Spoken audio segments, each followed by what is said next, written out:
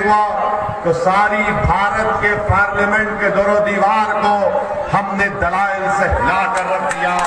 ये किसने किया? ये मजलिस इत्तेहादुल मुस्लिमीन ने किया। लोग ताकत को समझते कि जिसके पास इख्तिदार आ गया उसके पास ताकत आ गई। हमारे पास ताकत के माने ये है कि जब आवाम जनता किसी को अपना नुमाइंदा या विधायक तो उसका काम यह होना चाहिए कि वो हुकूमत और हुक्मरानों से पंजा आजमाई करे, उनके सामने गरीब आवाम के इंसाफ का मुतालबा करे, उनके सामने ये बताए कि स्कूल खोले जाए, उनके सामने बताया जाए कि पुलिया टूट गया है उसको बनाना चाहिए। ये ताकत होती है। ताकत का नाम ये नहीं है कि कोई आरजेडी का टिकट लेकर आता है और तेजस्वी यादव के सामने उसकी गर्दन नहीं होती, ना उसकी आंख में आंख डालकर बात करने की उसमें सलाहियत होती है। ताकत का नाम ये है, ताकत का काम भारत के पार्लियामेंट में 540 के ऐवान में 308 मोदी के एमपी है, 18 जेडीयू के। इन तमाम के दरमियान में आपका भाई सर पर टोपी और चेहरे पर दाढ़ी रखकर गरीब और मजलूम आवाम के इंसाफ का मुतालबा करता है। ये ताकत है। और इसीलिए सुनिए, अभी हम आपको यही बात बताने आए हैं कि ये मिजाज आपको देना पड़ेगा। सीमांचल से अगर इंसाफ करना है, सीमांचल की सरजमीन पर बसने वालों से अगर इंसाफ करना है तो आपको यहां से अपनी एक क़ियादत को, अपने एक लीडर को, अपने एक विधायक को जो तुम्हारे दर्द को समझता है, जो तुम्हारी तकलीफ को अपनी तकलीफ समझता है, जो तुम्हारी जबान में पटना में जाकर पटना की इख्तिदार की कुर्सियों पर बैठने वाले जालिमों की आंख में आंख डालकर जो कि हक के इंसाफ का मुतालबा कर सके, और वो कोई नहीं कर सकता।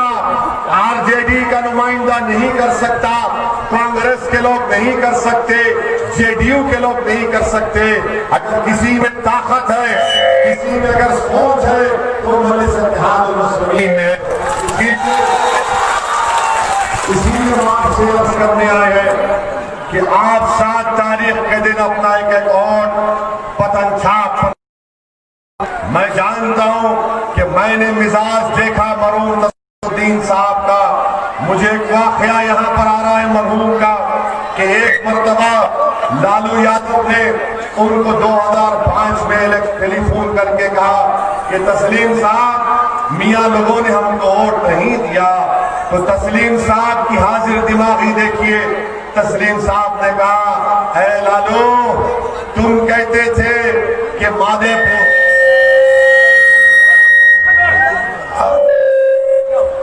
आवाज को ऐसी नहीं, कुछ मत करिए, हमारी आवाज जनता है, इसकी जरूरत ही नहीं है हमको। तो मरहूम तस्लीम साहब ने कहा, लालू तुम कहते थे कि माधेपुरा घोप का और रोम पोप का, तो तुम माधेपुरा हार गए, मियां को पूछते हो क्या हुआ।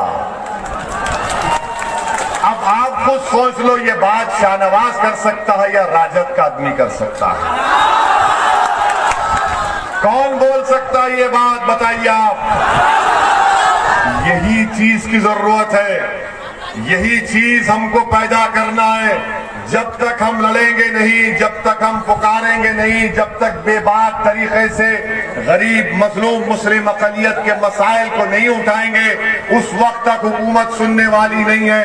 और याद रखो हमारी इस बात को, हम पार्लियामेंट के 3-4 मरतबा मुंतखब होकर गए। हमने मनमोहन सिंह को भी देखा, अब नरेंद्र मोदी को भी देख रहे हैं, मगर देखने वाले जानते हैं कि जब आपका ये दिन सब लोग परेशान होते हैं कि अब ये क्या बोलने वाला है। ये मिजाज हमको पैदा करना पड़ेगा।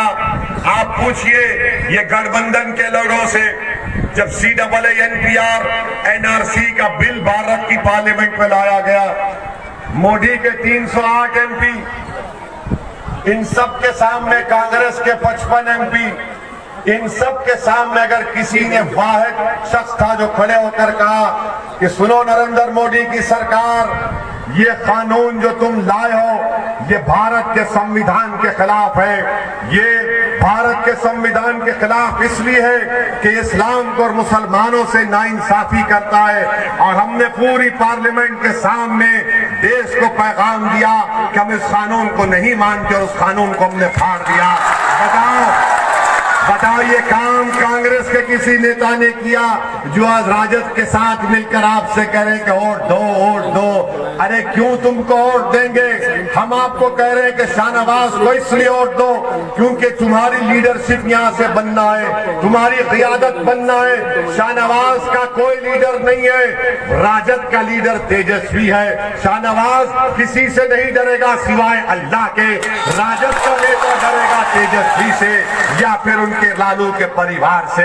हम आपको मिसाल देने आए कि हमने 15 साल राजद का साथ दिया, 15 साल नीतीश कुमार का साथ दिया।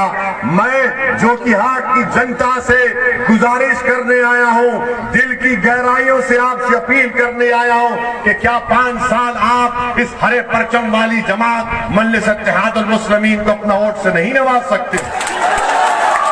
क्या आप अपनी एक लीडरशिप को नहीं बनाएंगे यहाँ पर जो कांग्रेस और राजद से आजाद होगी? क्या आप शाहनवाज को अपने दिल में जगह नहीं देंगे? क्या आप जोकीहाट में अपनी एक सियासी इनकलाब के तारीख को यहाँ पर नहीं रकम करेंगे? ये आपको करना है मेरे भाई।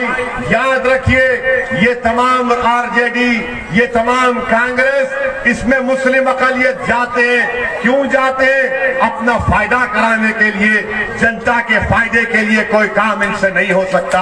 हाँ, जो लोग गए तस्लीमुद्दीन साहब की तरह लोग बरसों में पैदा होते हैं, हर कोई तस्लीमुद्दीन नहीं बन सकता।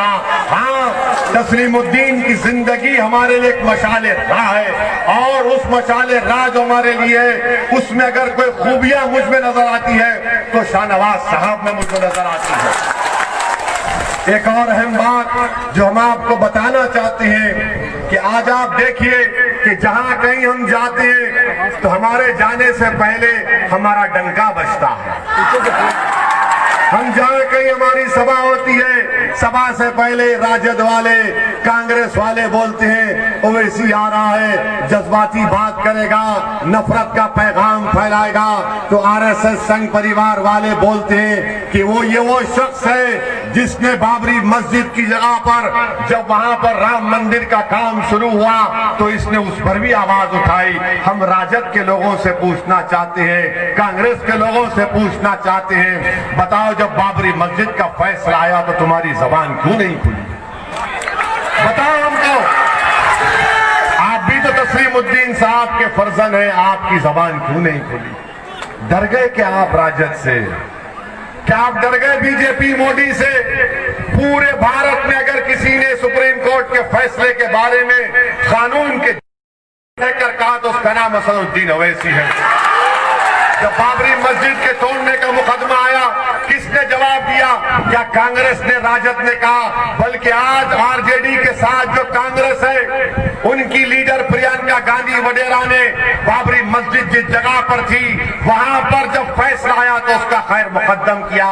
ये कमलनाथ जो कांग्रेस के मध्य प्रदेश के चीफ मिनिस्टर हैं, उन्होंने ईंटें भी जाई वहां पर। बताइए, आज आरजेडी और कांग्रेस साथ में, और ये कांग्रेस महाराष्ट्र में शिवसेना के साथ में, वो शिवसेना जिसने बाबरी मस्जिद की शहादत के बाद मुंबई की सड़कों पर मासूम हिंदुस्तानियों का कत्ल में हिस्सा लिया था, आज कांग्रेस आकर, राजद आकर बी टीम ओवैसी। आपके बहन को डर इस बात का है।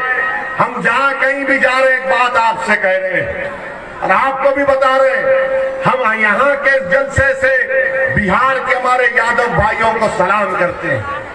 हम अपने यादव भाइयों को सलाम करते हैं और उनसे हमको सीखना है। क्या किया यादव भाइयों ने? पूरे बिहार में हमारे यादव भाइयों की आबादी कितनी है जानते हैं आप? 14% मौलाना ने सही कहा। मुस्लिम अक़लियत की कितनी आबादी है? 17% सही कहा।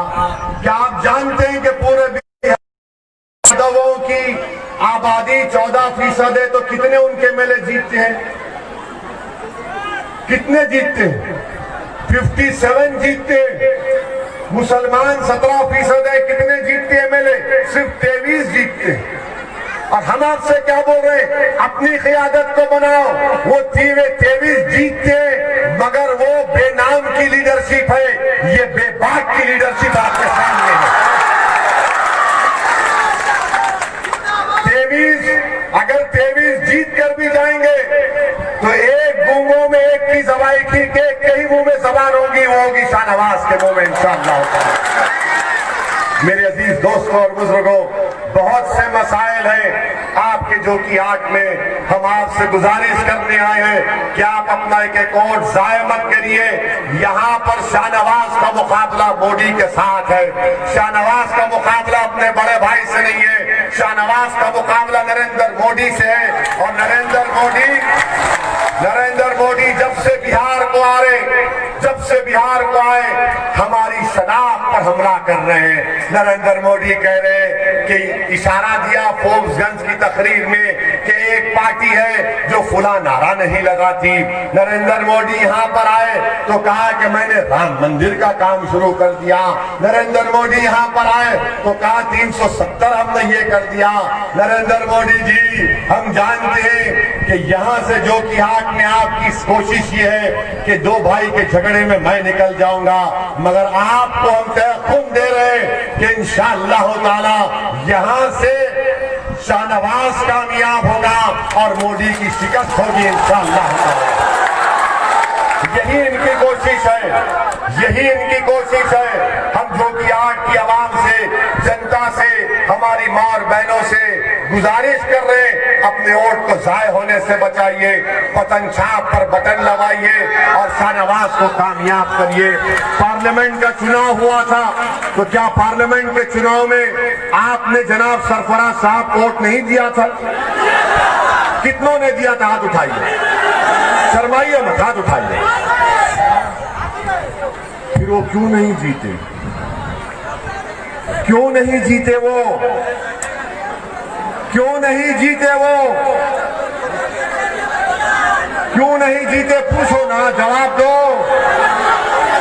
इसलिए नहीं जीते कि राजद का जो वोटर था उसने कहा मोदी मेरा महबूब है, मैं उसको वोट दूंगा। आपने तो दिया ना। जब सरफराज साहब पार्लियामेंट का चुनाव नहीं जीत सके तो असेंबली का कैसे जीतेंगे? आपने उनको 1.5 साल पहले वोट दिया था ना।